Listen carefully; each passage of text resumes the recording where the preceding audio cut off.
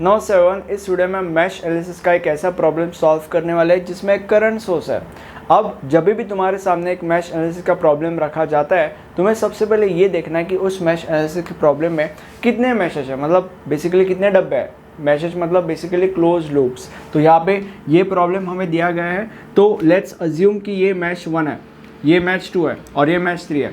Okay, तो अब जितने भी मैशेज है, हर मैश में तुम्हें अलग अलग करंट्स को क्लॉकवाइज डायरेक्शन में घुमाना पड़ता है। अब यहाँ पे हमने अज्यूम किया कि हमारा मैश 1 है, तो इसमें हम I1 यानी कि करंट 1 को क्लॉकवाइज डायरेक्शन में घुमाएंगे।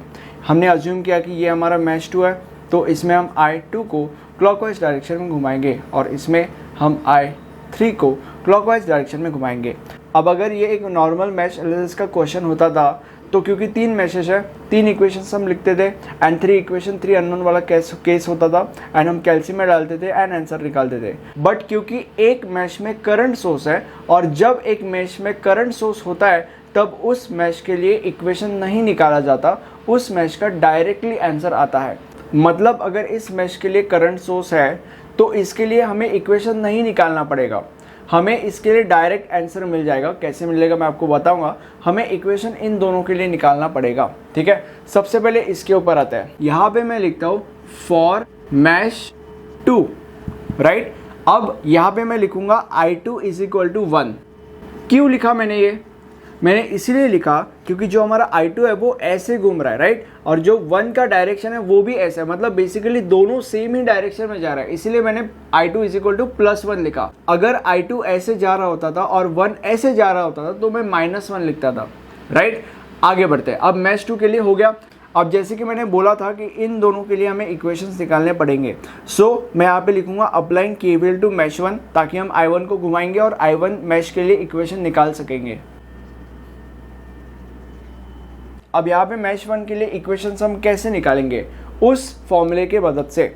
देखो मैश 1 में कितने रजिस्टर्स हैं, 1 2 3 ही रजिस्टर है। सबसे पहले हम लेट्स से 10 को पकड़ते हैं। सो क्या है वो फॉर्मूला, नंबर यानी कि 10 इंटू बड़ा माइनस छोटा। बड़ा मतलब जिसको हम घुमा रहे हैं, तो यहाँ पे I1 को हम घुमा रहे हैं, तो इसीलिए I1 माइनस छोटा मतलब जिसके साथ बड़ा बैट शेयर कर रहा है, मतलब जिसके साथ I1 बैट शेयर कर रहा है, तो I1 with respect to 10 I2 के साथ बैट शेयर कर रहा है, इसलिए यहाँ पे I2, राइट, प्लस 10 हो गया। 60 के ऊपर जंप करते हैं, सो यहाँ पे मैं लिखूंगा 60 नंबर इंटू बड़ा माइनस छोटा। बड़ा मतलब जिसको हम घुमा रहे हैं, यहाँ पे भी हम I1 को ही घुमा रहे हैं, सो यहाँ पे I1 लिखा जाएगा, माइनस छोटा मतलब जिसके साथ बड़ा बैट शेयर कर रहा है, मतलब जिसके साथ I1 बैट शेयर कर रहा है, और I1 with respect to 60 I3 के साथ बैट शेयर कर रहा है, इसलिए यहाँ पे I3 प्लस। अब यहाँ पे 10 के ऊपर आता है, नंबर यानी कि 10 इंटू बड़ा माइनस छोटा। बड़ा मतलब I1, यहाँ पे भी हम I1 को ही घुमा रहे हैं, राइट। अगर आपको ये किसको हम घुमा रहे हैं ये अगर आपको याद रखने में तकलीफ जाती है तो जस्ट यहाँ पे देख लो, मैश 1 है मतलब I1 को ही घुमा रहे हैं, राइट, इसलिए I1, और छोटा मतलब जिसके साथ I1 बैट शेयर कर रहा है, तो I1 विथ रिस्पेक्ट टू 10 किसी के साथ कुछ शेयर नहीं कर रहा है, इसलिए I1 ही लिखा जाएगा। एंड इज इक्वल टू, इस मैश में वोल्टेज सोर्स है क्या, है, इसीलिए मैं यहाँ पे लिखूंगा 100।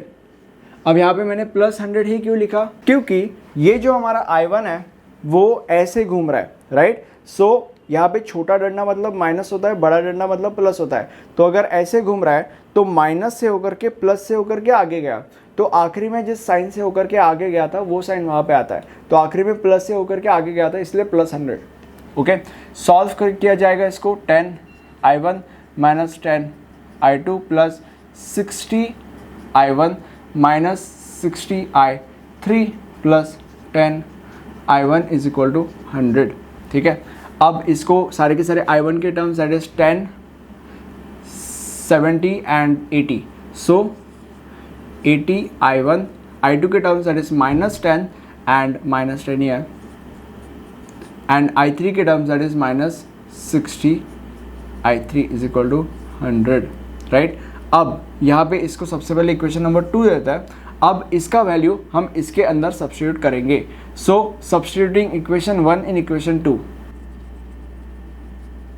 सो अगर हमने I2 की जगह पे 1 लिया तो -10 आएगा, और अगर -10 उधर गया तो +10 आएगा, तो 100 + 10 दैट इज 110 आएगा। So 80 I1 minus 60 I3 is equal to 110, ठीक है। और ये हमारा इक्वेशन नंबर 3 ये हो गया। अब आगे इसको आगे कुछ नहीं कर सकते। अब मैश 1 के लिए हमने इक्वेशन निकाल दिया, अब मैश 3 के लिए इक्वेशन निकालना बाकी है। सेम फॉर्मूला इधर यूज किया जाएगा, अप्लाइंग केवीएल टू मैश 3।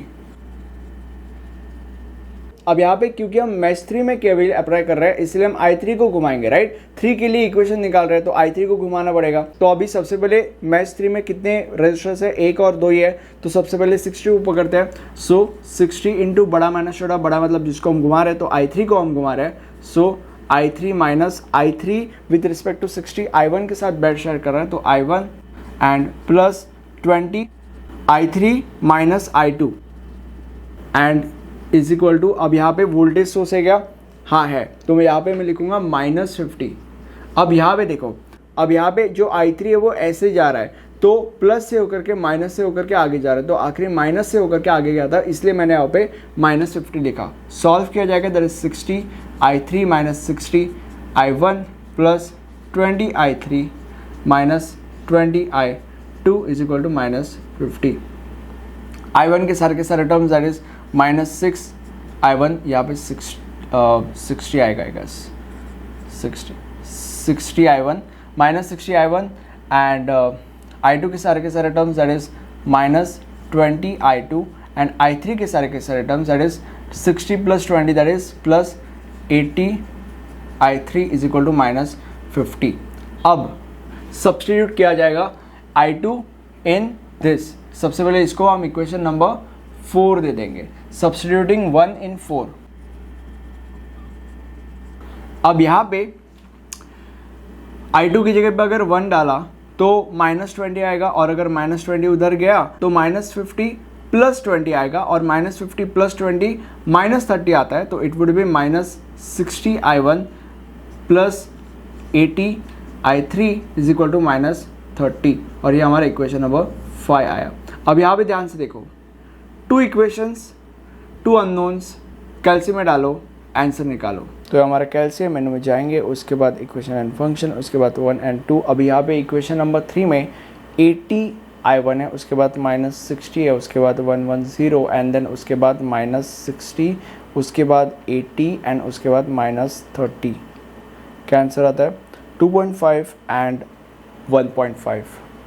अब जो आंसर आए थे मैंने यहाँ पे लिख तो दिया है, बट अभी भी हमें नहीं पता कि 60 ओम के थ्रू कौन सा करंट फ्लो हो रहा है। अब अगर ध्यान से देखा तो 60 ओम के थ्रू I1 और I3 गुजर रहा है, बट I1 एंड I3 गुजर रहा है, हमें एक करंट ही चाहिए। तो हम क्या करेंगे, बड़ा माइनस छोटा। जब ऐसा सिचुएशन आता है, 2 करंट जब घूम रहे होते हैं रेजिस्टेंस में, बड़ा माइनस छोटा किया जाता है।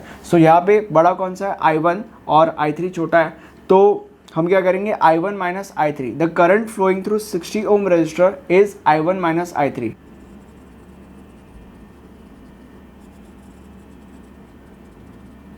और यही आपका फाइनल आंसर है। अब ये जो सब्जेक्ट तुम पढ़ रहे हो, ये पूरा का पूरा सब्जेक्ट मैंने इसी चैनल के ऊपर सिखाया है, इस प्लेलिस्ट के अंदर। अगर आप ये प्लेलिस्ट के सारे वीडियोस देखते हो तो एग्जाम में आपको इस सब्जेक्ट में पूरे के पूरे मार्क्स आने वाले हैं, right. Thank you for watching video, have a nice day, bye bye.